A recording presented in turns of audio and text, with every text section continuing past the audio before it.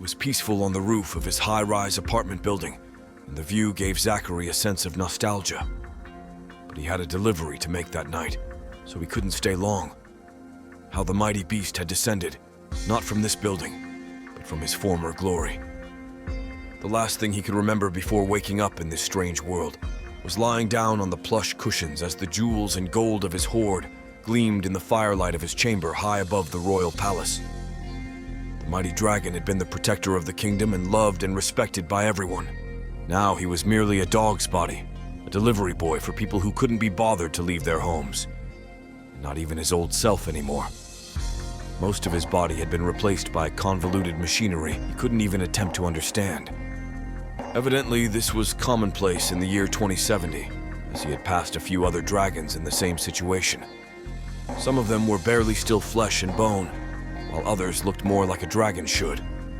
The scientists discovered them, rebuilt them, and then revived them with no real purpose in mind.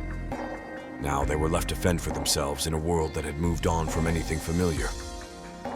The humans who revived him in this state had explained that these mechanisms were necessary for him to live now, as most of his original body had decayed over the thousands of years he'd been dead. His gaze lifted as he stepped onto the busy sidewalk. He hated that he couldn't see the sky very well from down here, what with all the mountainous buildings and brightly lit signs. It didn't take long to fetch his first delivery from the shop on the corner. He groaned as he tilted his head to better see the contents of the bag dangling from his teeth.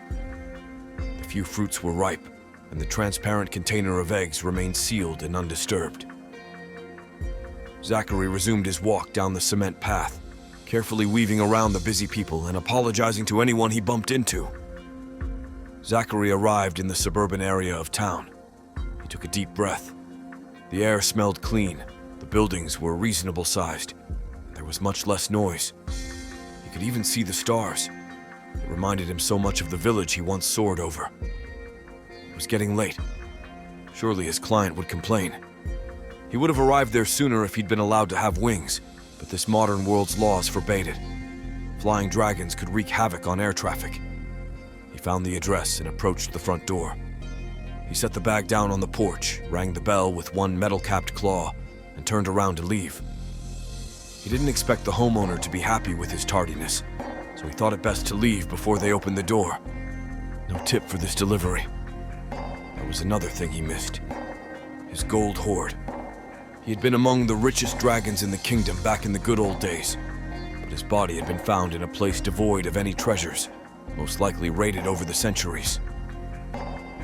Zachary still couldn't believe this was the same world he remembered. He walked to the park at the edge of town. No people sat on the benches or the green grass at that time of night, just the sounds of what little nature still occupied this place, and the serenity of a sky full of stars and their reflection against the man-made lake. He sometimes wondered if the stars were somehow fake now too,